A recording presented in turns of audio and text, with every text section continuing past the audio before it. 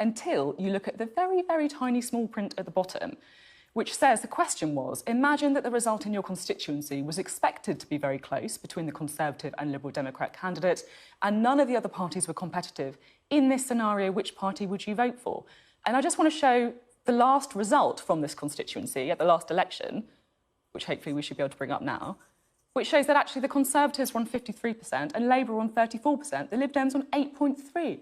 I mean, this is entirely misleading, isn't it? Well, I think politics has changed significantly since the 2017 election. No. How can you criticise some of the stuff that was said in the EU election campaign when you are pumping out things that are misleading as well? I mean, this is like the £350 million on the side of a bus. Look, I mean, we've said exactly what the question is.